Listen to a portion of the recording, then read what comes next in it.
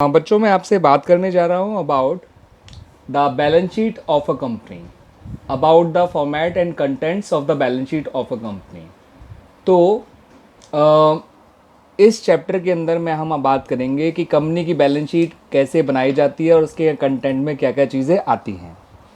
ठीक है बच्चों, तो देखिएगा कंपनी की बैलेंस शीट जो है, जो अभी तक आप पार्टनरशिप में बैलेंस शीट बना रहे थे, या जो सोल प्रोप्राइटरशिप में बैलेंस शीट बना रहे थे, या जो एनपीओ में प्रॉफिट बैलेंस शीट बना रहे थे, कंपनी की बैलेंस शीट इन तीनों ही बैलेंस शीट से काफ़ी अलग होती है बच्चों। ठीक है बच्चों, तो ये जो कंपनी की बैलेंस शीट है वो एक तो हॉरिजॉन्टल फॉर्म में नहीं बनाई जाती, वर्टिकल फॉर्मेट में बनाई जाती है। और कंपनी की जो बैलेंस शीट है वो as per schedule 3 part 1 of the companies act 2013 बनाई जाती है। तो ये बात ध्यान रखिएगा बच्चों, कभी कभार एग्जाम में ये चीज़ पूछ भी लिया जाता है कि कंपनी की बैलेंस शीट जो है कंपनी कौन से कंपनीज एक्ट के तहत और कौन से स्केड्यूल और कौन से पार्ट 1 में होती है। तो it is a part of schedule 3 part 1 of companies act 2013।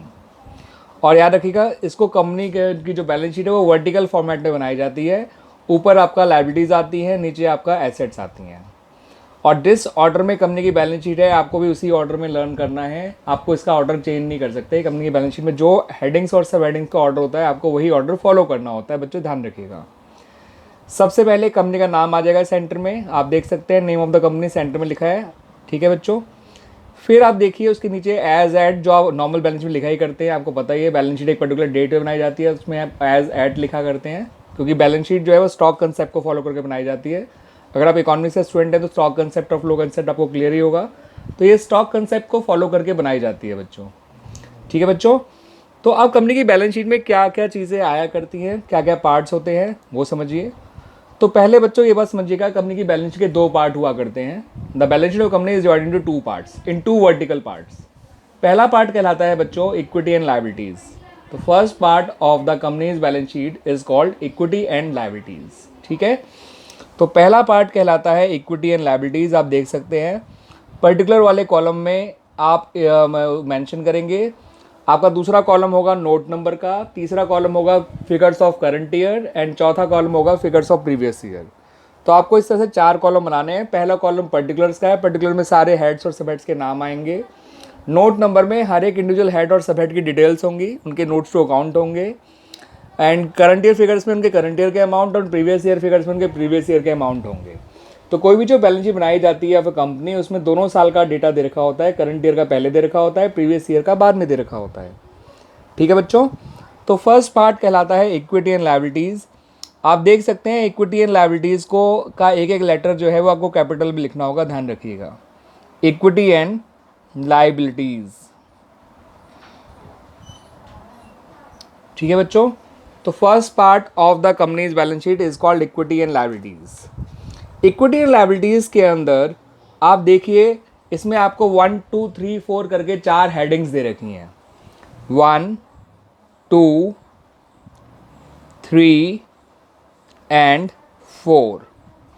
तो ये इस तरह से चार हेडिंग्स हैं। अब इन चारों हेडिंग्स के नाम क्या हैं वो मैं बता देता हूँ, और इनको चारों हेडिंग्स को कैसे याद करना है, कैसे मेमोराइज करना है, मैं अब आपको बताऊँगा।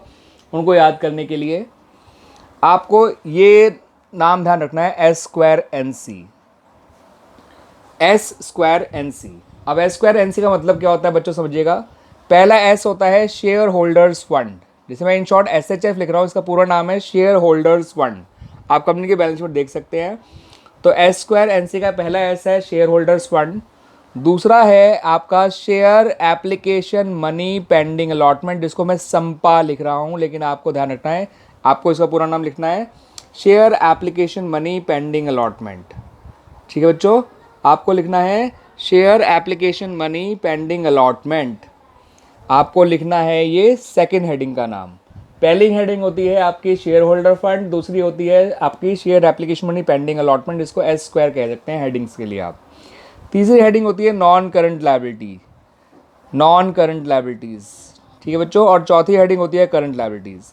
तो आपकी जो लायबिलिटी साइड है इसमें आपकी चार हेडिंग्स हैं। पहली हेडिंग कहलाती है आपकी शेयर होल्डर फंड, दूसरी कहलाती है share application money pending allotment, तीसरी हेडिंग कहलाती है नॉन करंट लायबिलिटीज़, और चौथी हेडिंग कहलाती है आपकी करंट लायबिलिटीज़। और उसके बाद आपकी लायबिलिटी साइड का टोटल आ जाता है। तो हेडिंग वाइज तो ये 4 हेडिंग्स है जिनको मैंने आपको एस स्क्वायर एन सी करके बताया है, तो आपको एन स्क्वायर एन सी से बड़े आसानी से याद रहेगा बच्चों, एस स्क्वायर एन सी याद रखिएगा। ठीक है बच्चों, तो अब जरा ये हेडिंग्स के अंदर सब हेडिंग्स क्या हैं वो समझिए। आप देख सकते हैं जो पहली हेडिंग